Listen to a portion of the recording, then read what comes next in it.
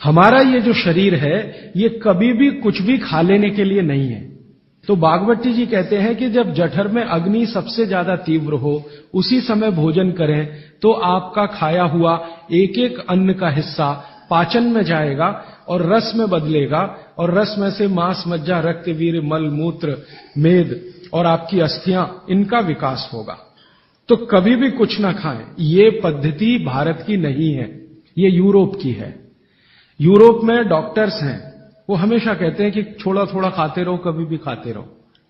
हमारे यहां ये नहीं है। तो आपको दोनों का अंतर समझाना चाहता हूं। बागवती जी कहते हैं कि खाना खाने का समय निर्धारित करें और समय निर्धारित होगा उससे जब आपके पेट में अग्नि की प्रबलता हो, जठर अग्नि की प्रबलता हो।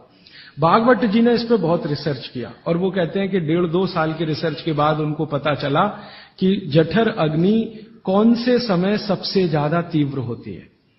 तो वो कहते हैं कि जब सूर्य का उदय होता है तो सूर्य के उदय होने से लगभग 2.5 घंटे तक जठर अग्नि सबसे ज्यादा तीव्र होती है। तो बागवती जी कहते हैं कि इस समय सबसे ज्यादा भोजन करें। वो तो एक जगह यहां तक कह देते हैं कि आप अगर संभव हो तो 9:30 बजे के अंदर ही लंच करें, माने ब्रेकफास्ट गायब।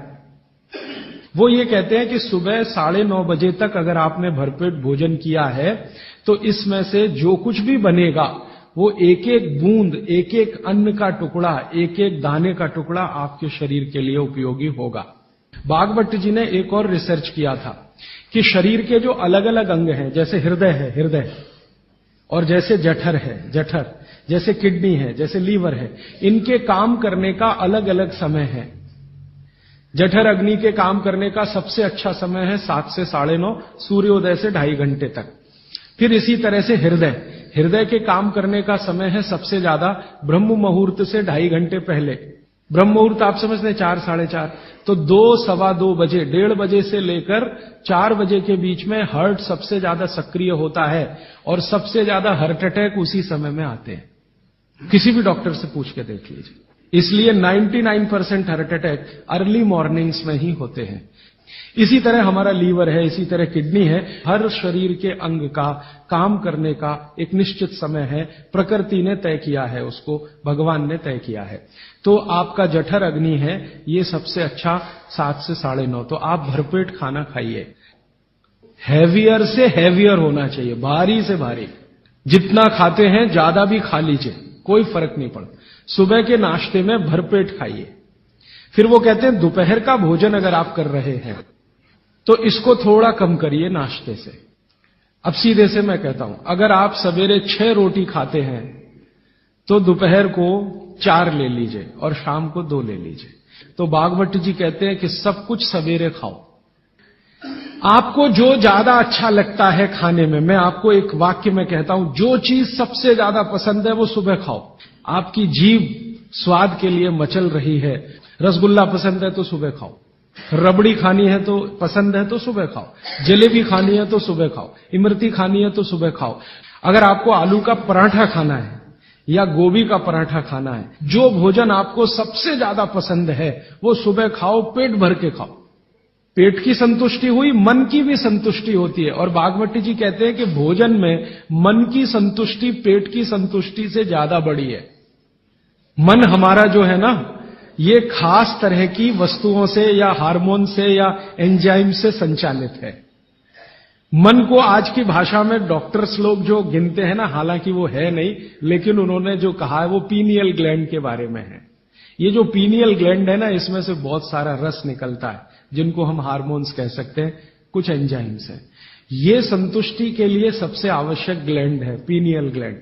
तो भोजन अगर आपको तृप्त करता है, भोजन में एक तो पेट भरना है और एक तृप्त होना, तृप्त करेगा तो पीनियल ग्लैंड आपकी सबसे ज्यादा सक्रिय है।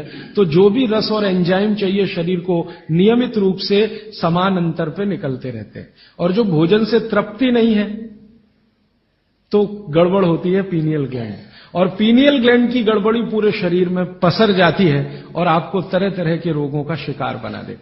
अगर आप तृप्त भोजन नहीं कर पा रहे हैं तो निश्चित रूप से 10-12 साल के बाद आपको मानसिक क्लेश होगा और रोग होंगे। मानसिक रोग बहुत खराब है। आप सिजोफ्रेनिया के शिकार हो सकते हैं, डिप्रेशन के शिकार हो सकते हैं, आपको कई ऐसी गंभीर बीमारियां हो सकती हैं। भागवत जी कहते हैं कि आप भोजन करते हुए अगर संतुष्ट नहीं है तो 27 तरह की बीमारियों से ग्रसित हो सकते हैं।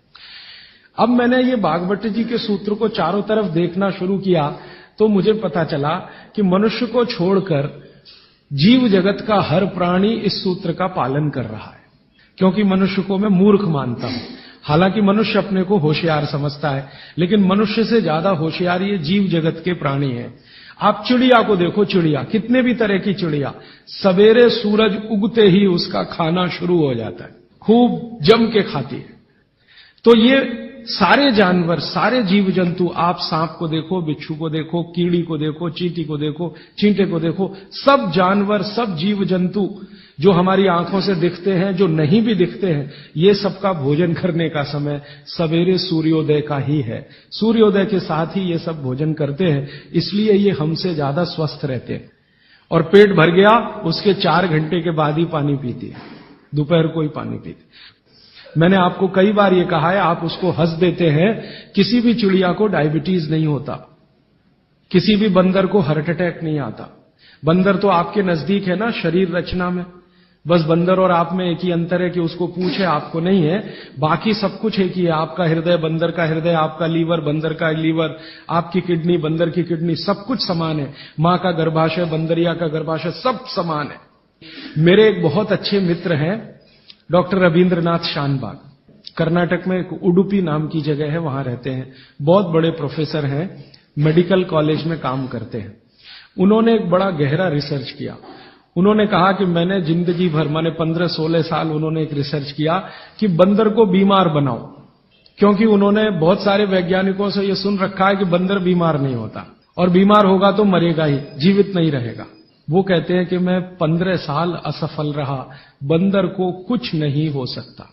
वो कहते हैं कि मैंने बहुत कोशिश किया कि उसके ब्लड का कोलेस्ट्रॉल बढ़ा दूं, बढ़ता ही नहीं। तब उन्होंने एक दिन रहस्य की बात बताई, वो आपको भी मैं बता देता हूं कि बंदर का जो ब्लड है ना, उसका RH फैक्टर दुनिया में सबसे आदर्श है। और आपका RH फैक्टर जब नापता है ना कोई डॉक्टर, तो बंदर से ही कंपेयर करता है, वो बताता नहीं आपको, ये अलग बात है। तो वो प्रोफेसर साहब कहते हैं, यार ये सब एक ही चक्कर है कि बंदर सवेरे ही सवेरे भरपेट खाता है, जो आदमी नहीं खा पाता।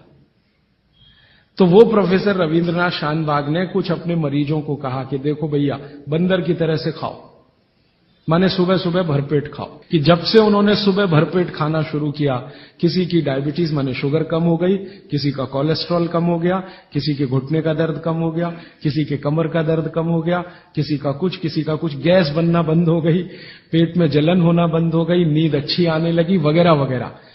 तो समय मैंने आपको बता दिया, सूरज उगा और 2.5 घंटे तक, माने 9:30 बजे तक, ज्यादा से ज्यादा 10 बजे तक आपका भोजन हो जाना चाहिए।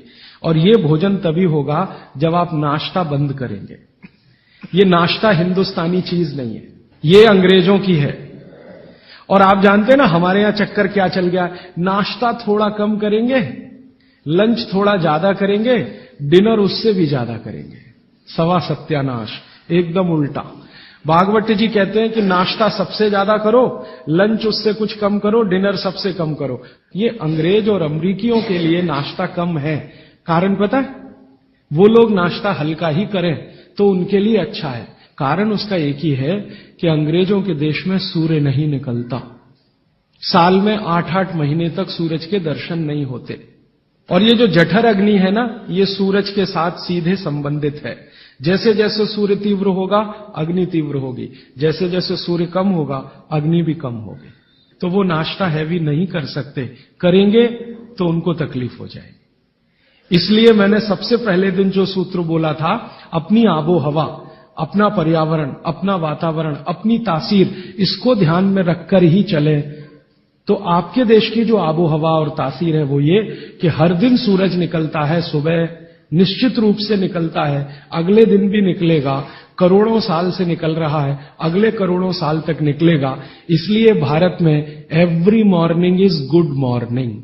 यूरोप वाले तरसते हैं गुड मॉर्निंग के लिए, अच्छी सुबह होती नहीं वहां, इसलिए हर एक आदमी दूसरे को विश करता है may I wish you to have a good morning. इसलिए वो गुड मॉर्निंग वाले लोग हैं। तो हम गुड मॉर्निंग में क्यों फंसे हुए हैं? तो गुड मॉर्निंग से निकलिए, नमस्ते में आइए, नमस्कार में आइए, वड़क्कम में आइए। ये गुड मॉर्निंग आपके लिए काम की चीज नहीं है, और ये गुड मॉर्निंग जुड़ी हुई है आपके पेट से। ठीक है? फिर आप इसमें तर्क और कुतर्क मत करिए। जी हमको दुकान जाना है, हमको ऑफिस जाना है, हमको दुनियादारी संभालनी है। किसके लिए? इसी पेट के लिए ना। ये दुनियादारी कर किसके लिए? आप इसी पेट के लिए ना। तो पेट तो दुरुस्त होने के लिए भागवत जी कह रहे हैं कि भाई इसको संभाल लो तो दुनियादारी संभलती है। और ये गया तो दुनियादारी संभाल के करेंगे क्या? मान लीजिए पेट ठीक नहीं है, स्वास्थ्य ठीक नहीं है, आपने 10,000 करोड़ कमा लिया, क्या करेंगे? डॉक्टर को ही देंगे ना। तो डॉक्टर को देने से अच्छा किसी गौशाला वाले को दे दीजिए, पेट दुरुस्त कर लीजिए। तो पेट आपका है तो दुनिया आपकी है। माने आप बाहर निकलें घर के तो छक्कर खाना खा के निकलिए, भोजन करके ही निकलिए। जठर अग्नि सुबह सुबह बहुत तीव्र होगी, और शाम को जब सूर्यास्त होने जा रहा है तब भी तीव्र होगी, बहुत तीव्र होगी। तो कहते हैं शाम का खाना सूरज के रहते रहते खा लो। सूरज डूबा तो अग्नि भी डूबी। तो वैसे तो जैन दर्शन में कहा है रात्रि भोजन निषेध है, भागवत जी भी यही कहते हैं, तरीका अलग है बस। आप अहिंसा के लिए कहते हैं, वो स्वास्थ्य के लिए कहते हैं। वो ये कहते हैं शाम का खाना तो सूरज डूबने के बाद दुनिया में कोई नहीं खाता। गाय को खिला के देख लो, भैंस भी नहीं खाती, बकरी भी नहीं खाएगी, बकरा गधे को खिला के देख लो, खाता नहीं। हाँ बिल्कुल नहीं खाता। आप खाते हैं तो आप अपने को कंपेयर कर लीजिए कि किसके साथ हैं आप। कोई जानवर, कोई जीव राशि सूरज डूबने के बाद खाती नहीं, तो आप क्यों खा रहे हैं? अब कितना पहले? तो भागवत जी ने उसका कैलकुलेशन दिया 40 मिनट पहले। 6 बजे डूब रहा है तो 5:20 तक। फिर कहेंगे जी रात को क्या? तो रात के लिए भागवत जी कहते हैं कि एक ही चीज है जिसमें सबसे अच्छा उन्होंने दूध कहा है। हमारे पेट में जठर स्थान में कुछ ऐसे हार्मोन्स या एंजाइम्स या रस पैदा होते हैं जो दूध को पचाते हैं। फिर आप कहेंगे जी हम तो दुकान पे बैठे हैं 6 बजे, तो डब्बा मंगा लीजिए, दुकान में डब्बा आ सकता है। हाँ, डब्बा आने में कोई तकलीफ नहीं है।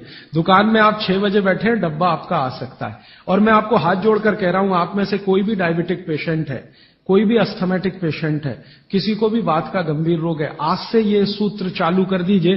3 महीने बाद आप खुद मुझे फोन करके कहेंगे राजीव भाई पहले से बहुत अच्छा हूं, शुगर लेवल कम हो रहा है, अस्थमा मेरा पहले से कम हो रहा है।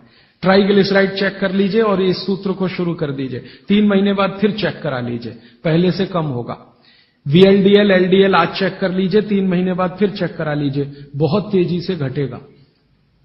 HDL आज चेक करा लीजिए, 3 महीने बाद चेक करा लीजिए, बहुत तेजी से बढ़ेगा। और HDL बढ़ना ही चाहिए, LDL, VLDL कम होना चाहिए। तो ये सूत्र भागवत जी का जितना संभव हो आप ईमानदारी से पालन करिए, वो आपको स्वस्थ रहने में बहुत मदद करेगा।